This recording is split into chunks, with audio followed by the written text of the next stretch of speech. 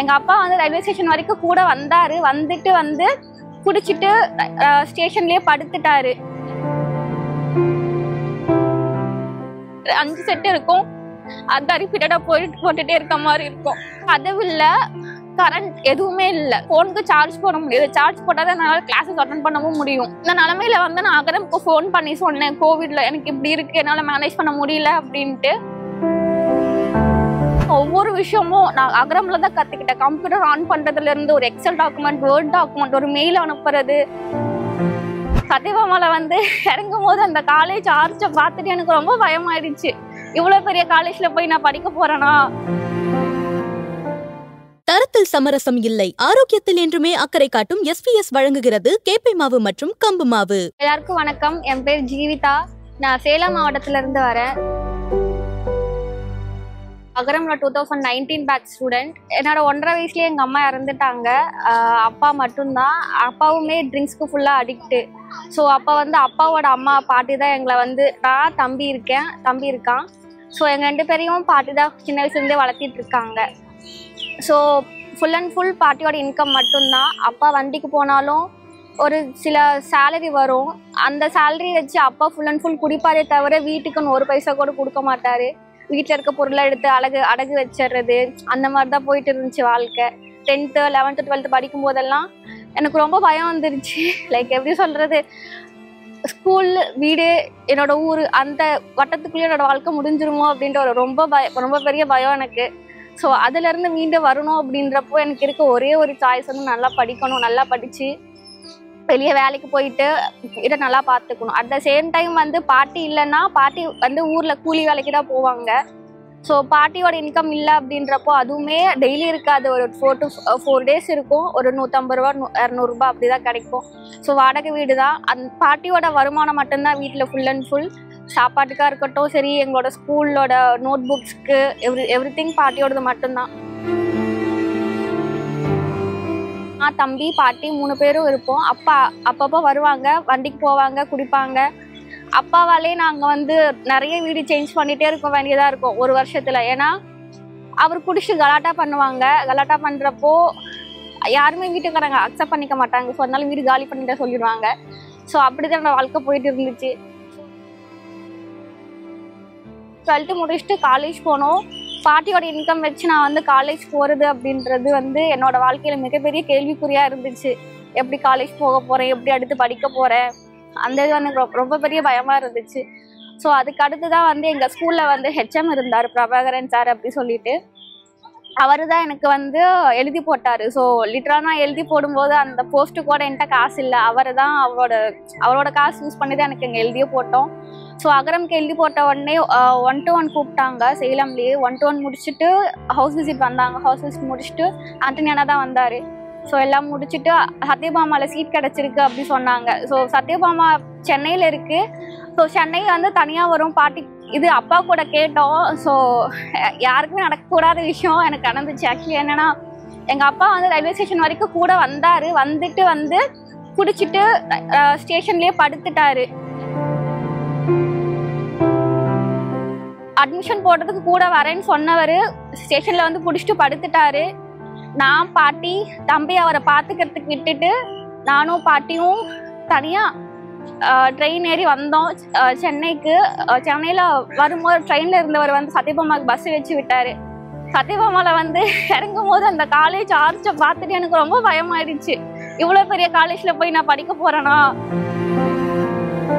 So இதுதான் எனக்கு கிடைச்ச லைஃப் சேஞ்சிங் மொமெண்ட் அப்படின்ட்டு நினச்சிட்டு, ஓகே படிக்கணும், இந்த படித்தாதான் நம்மளால் நெக்ஸ்ட் பண்ண முடியும் அப்படின்ட்டு என்னால் முடிஞ்ச அளவுக்கு என்னோட பெஸ்ட்டை கொடுத்து படித்தேன். அங்கேருந்து வரும்போது எனக்கு ட்ரெஸ்ஸு கூட எங்கள் பாட்டியால் வாங்கி கொடுக்க முடியல. பக்கத்து வீட்டில் இருந்தவங்க தான் ஒரு 5 செட்டு வந்து ட்ரெஸ் எடுத்து கொடுத்தாங்க. 5 செட்டு இருக்கும். அது ரிப்பீட்டடாக போட்டுகிட்டே இருக்க மாதிரி இருக்கும். அதுக்கடுத்து வந்து 2nd செமஸ்டர் படிக்கும்போது கோவிட் வந்துருச்சு. கோவிட் வந்து வீட்டுக்கு போயிட்டான். வீட்டில் இருக்கும்போது அந்த ஃபஸ்ட்டு ஒரு 3 months ஓரளவுக்கு அங்கே காட்டு பக்கம் வேலை போயிட்டு பாட்டி பார்த்துட்டு இருந்தாங்க. ஜூன் 2020 வந்து அப்பா இறந்துட்டாரு.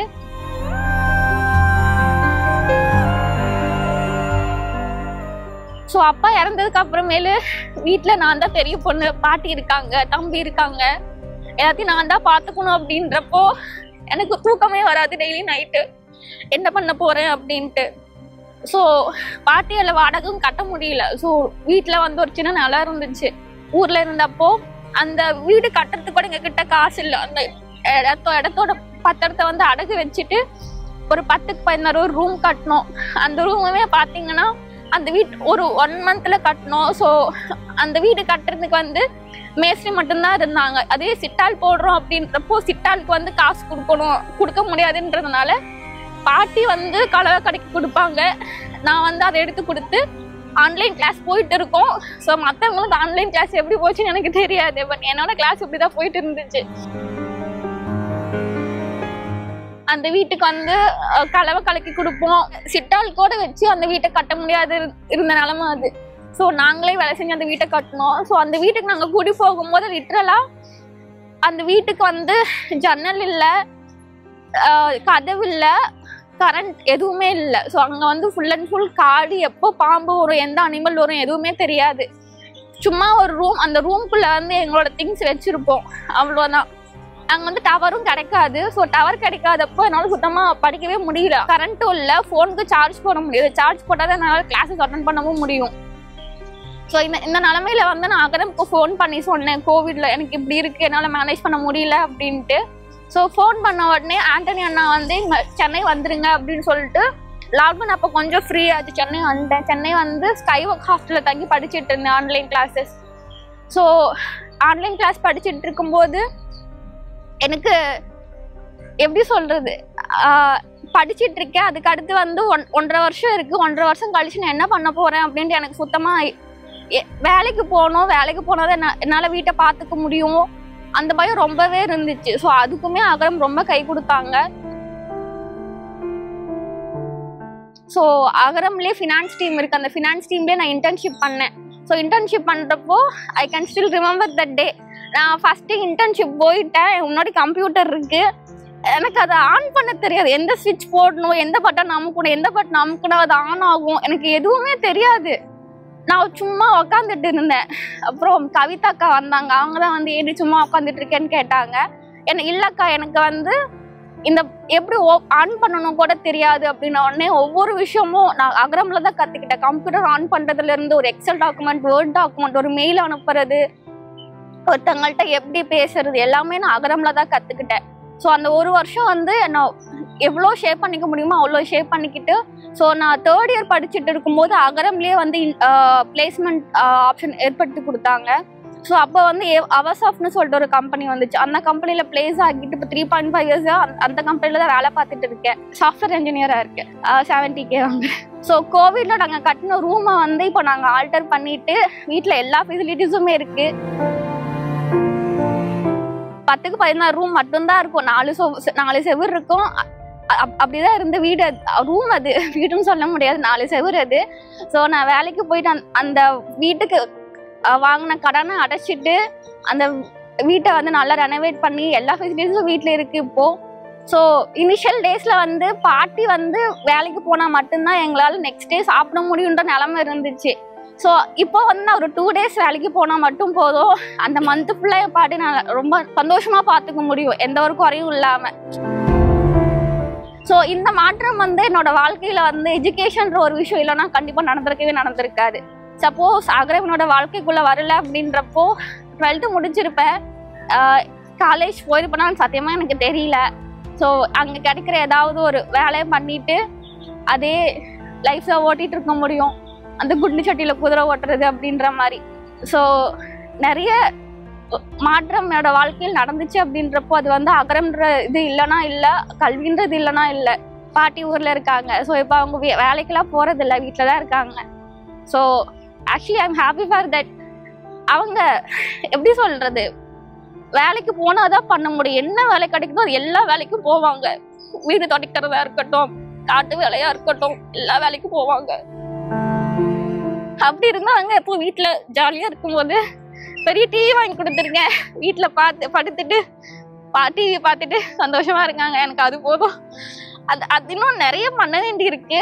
ஸோ ஃபர்ஸ்ட் ஸ்டெப்னு நினைக்கிறேன். அதை இதுக்கப்புறம் நிறைய பண்ண வேண்டி இருக்கு. எல்லாத்துக்கும் தேங்க்ஸ் டு அகரம்.